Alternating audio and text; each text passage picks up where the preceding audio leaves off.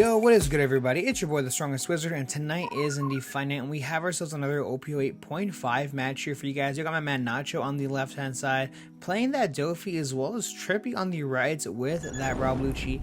Now, I am very curious to hear your guys' thoughts and your opinions on this matchup for either side. Do you think this is Doffy favored? Do you think this is Lucci favored? I've heard the mix of both, so I really want to get your guys' take on this. So, Trippy here going turn 1. We're going to see the Spandam coming down, searching the top 3. I'm not sure why Trippy drew so many cards. But grabbing the Khalifa and then just trashing the Gecko Moria. And do we have anything to play out with the 1 down? Yes, we have the draw 1 with the Tempest Kick here. And just passing the turn. Not too bad. We see a 7k swing going into life. Leader effect, playing out the Mihawk off the top. It does connect Trippy down, dropping down to 4 life. And we're going to go ahead and just pass the turn here. So now Trippy at 4 Dawn. We're going to go ahead and see if we can actually remove this Mihawk. 5k into the Mihawk. We're going to mill 2. And it looks like Trippy is playing a couple more CP cards than usual. We have that 5 cost Kaku in there as well. That's kind of cool. Playing out the Rebecca to grab Kaku back to our hand. And what do we have to play here? We're going to go ahead and play out the Brook. Brook to just KO the Perona and just pass the turn. Unfortunately, not able to use that main ability, which is quite tragic here. But what's really nice about this Mihawk, if it does end up using its ability, we can actually cycle 2 cards, which is really, really good. I think that card is insanely good. Just being able to kind of fill your trash up, draw some cards, but no, we're just swinging 5k into the Brook, choosing not to use the ability. We're going to play out the Boa here. We're going to go ahead and look at the top 3, rearrange them in some sort of order here, giving 1 to our leader, giving another 1 to our leader, and swing 7k into the Brook, and just passing the turn. Very interesting here. But nonetheless, Trippy is now sitting at, I believe it's 6 Dawn now. Yeah, 6 Dawn. And shout out to the brand new Dawn. Yeah, believe that's the Rebecca Dawn, which is kind of cool. And yeah, we're going to go ahead and see exactly what Trippy can do. Now, I imagine the plan is to remove both bodies off the board. Brook is going to definitely help with that. We know he has Sakaku. The question is, does he have a possibly a Lucci? So 6k swing going into the 5k Mihawk, minusing 1 off of the Boa. And let's see if Nacho is going to go ahead and give it to him. I imagine we want to keep it alive. So yeah, we're going to go to give him a 2k counter. And with 6 active Dawn, we can't swing 5k into the Mihawk once again. But it looks like we're going to actually play the Ice Age. Swinging... yeah.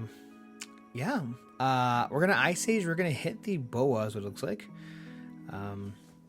So, trying to figure out the math here, and it looks like they're just kind of rearranging it to just fit a little bit better.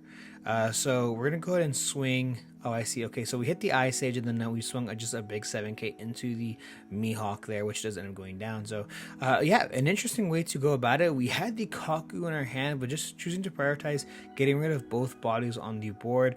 Playing out that Peronas to look at the top 5 to rearrange, of course, setting our Doffy leader up for success. And looks like we have the Boa at the very top too, so... that Boa is obviously an incredible card, a great addition to this deck, and we're going to see exactly how Nacho can do it. Unfortunately, Nacho only sitting with 3 cards in their hand. Now, I am very curious to hear from you guys as well about the topic of, do you feel like Doffy is a very big brain deck? I've heard a very big mixed bag on that as well. I know a lot of people say it's kind of like play Jinbei and win. But that sort. So yeah, let me know in the comment section below what you think. So we see a 7k swing going into this Brook here. Are we gonna actually save this? And it looks like we possibly might.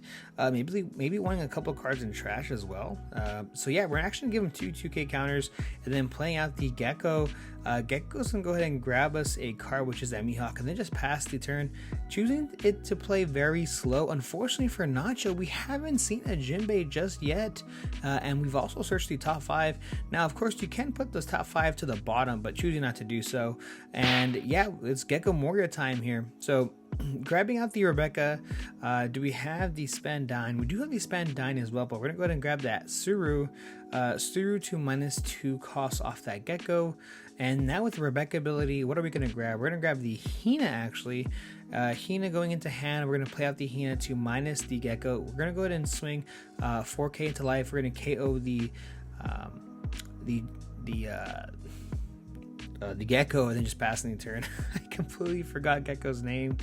Too many Geckos in this game. We got too many Geckos in this game, as well as in this match. Both sides play Gecko, which is quite hilarious. Except one is way better than the other.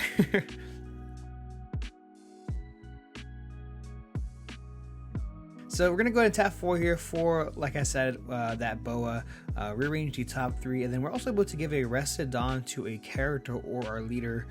Most likely that leader. I don't think that Prona is swinging anytime soon. So attaching one Dawn here to our leader and attaching another, and we're going to swing a big 7K possibly into the Hina. Unfortunately, that Rebecca is an issue unless we have a Law in our hand, which would be fantastic if we do. But we're going to go ahead and swing 7K into the Brook actually, using the leader effect here. We're going to play out the Law to bounce back the Rebecca, and then bounce back our Prona to then swing 7K into that Brook, which does go down, of course. And now playing out the Prona, looking at the top 5 here to rearrange ourselves. Now it looks like from this point of view, Nacho is keeping up with Trippy and vice versa. The issue is that Trippy is playing out bigger bodies and removing multiple characters at a time, versus Nacho isn't really doing that. So we're going to go ahead and play out the Tempest Keck to -3 cost on that Boa. It's a 1 cost Boa now. And with 9 active Dawn, we're going to go ahead and possibly play out the Jack to KO that character. We're going to draw ourselves a card, trashing on a Helmeppo. And with 2 active Dawn, we're swinging 6K into the Law, possibly. Yeah, 6K into the Law.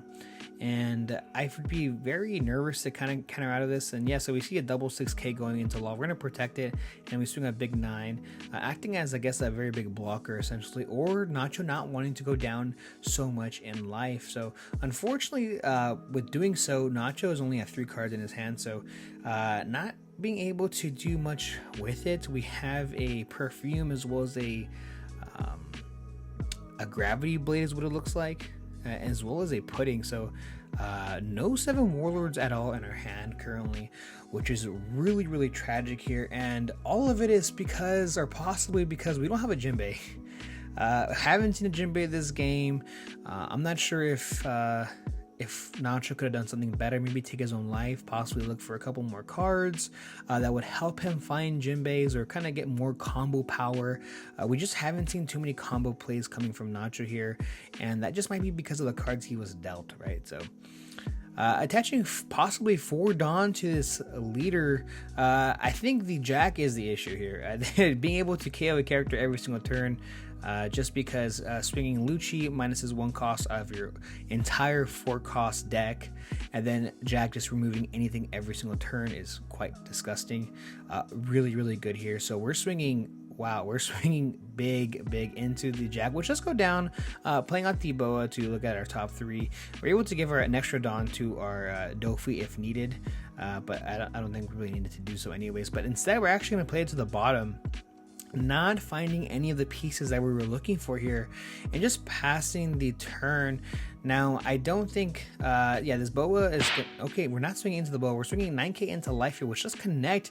Dropping down to 3 is Trippy planning on leaving the Boa alive. 5K swing does counter out of the 6K swing does connect, and now we see the Perfume to draw ourselves a card, and we see the Rebecca coming down here to grab back the Sabo, and playing out the Sabo to draw 2, trash 2, ignoring the Boa Hancock, just deciding, you know what, I don't really care about your Boa.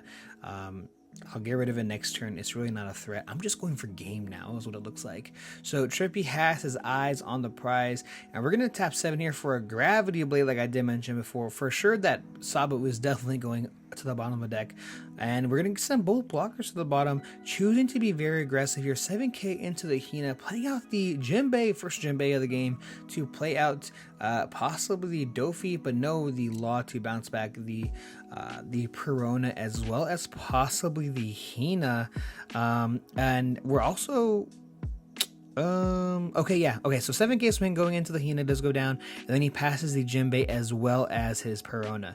Got it. And now with 10 active Dawn, we're gonna see exactly what Trippy can do to close out this game. And 7k swing going into life, we're gonna mill 2, we're gonna minus the boa, and Nacho just might just give it to him, just because, you know what, you're gonna KO it regardless.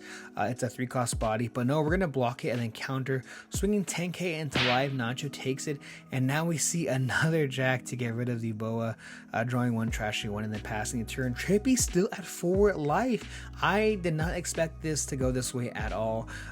4 life, Rob Lucci is kind of crazy. So we're going to go ahead and play out the Jinbei to play out the Doffy. We're going to look at our top 5 here to rearrange them. Let's see if there's anything we can possibly do to better our odds here. I also realized we haven't seen a Weevil come down at all. Nacho just not seeing his pieces this game. Really unfortunate, but I guess that's just the way it looks. I mean, that's just the way it is sometimes here. So we're going to go ahead and swing possibly a big 10k into the Jack using leader ability. We're going to play out the Weevil, and we see the 2 double 2k counters and 5k swing into life disconnect. Trippy dropping down to 3 life here, and now let's see exactly what Trippy can do. We're gonna go ahead and rest Jack to just KO the Doffy. Not too bad here. 9k swing going into life. This is, we need to get 3 cards out of our hand here, possibly. The question is, does Nacho have it? He does. We're going to see the 0 cost as well as 2 more 1Ks to get out of it. And that Suru is an attacker. But we need to swing with Suru first, because in case we hit an Ice Age, or no, we don't hit an Ice Age. In case we see some sort of removal in Nacho's life, it can be an issue. 7k swing does connect here, and now the 8k 0 goes crazy. Thank you guys so much for checking this channel as well as this video. I really do appreciate it, and stay tuned because I have a ton of new OP08.5 content coming out soon. See ya.